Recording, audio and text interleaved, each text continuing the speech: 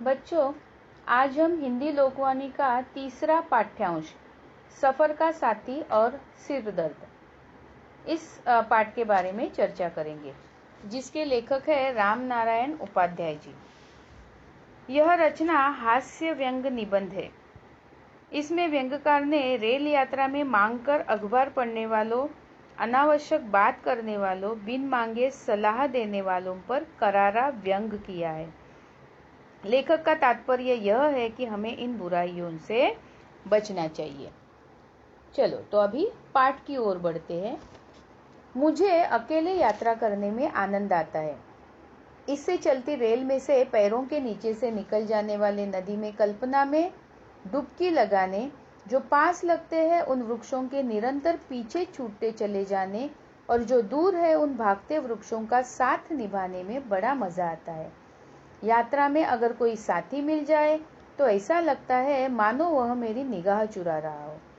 मैं किसकी ओर एकटक निहारता हूँ, किसे देखकर नाक भौं सिकोड़ता हूँ और कौन मेरे एकांत क्षणों का अंतरंग साथी है, इन सब बातों पर कोई निगाह रखे, यह मुझे कतई पसंद नहीं। कभी कभी जब रेल की खिड़की से बाहर झांककर दूर के दृश्य, किसी प्राकृतिक मनोरम दृश्य को देखना चाहता हूँ, जैसे सूर्योदय और सूर्यास्त, तभी मेरी दृष्टि उचटकर किसी वृक्ष की डाली पर पांव टिकाए बच्चों को देखने में जा उलझती है। तब कैमरे के हिल जाने की तरह सारा दृश्य गायब हो जाता है और मैं सोचता ही रह जाता हूँ कि आखिर मैं देख क्या रहा था। कभी कभी मेरी दृष्टि नदी के किनारे के सौंदर्य को निहारना चाहती है।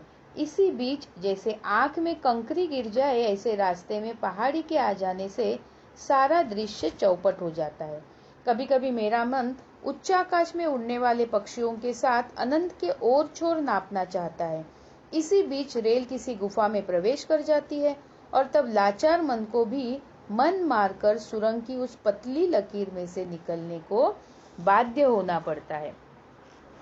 रेलगाड़ी से यात्रा करते समय लेखक को अकेले यात्रा करना अच्छा लगता है।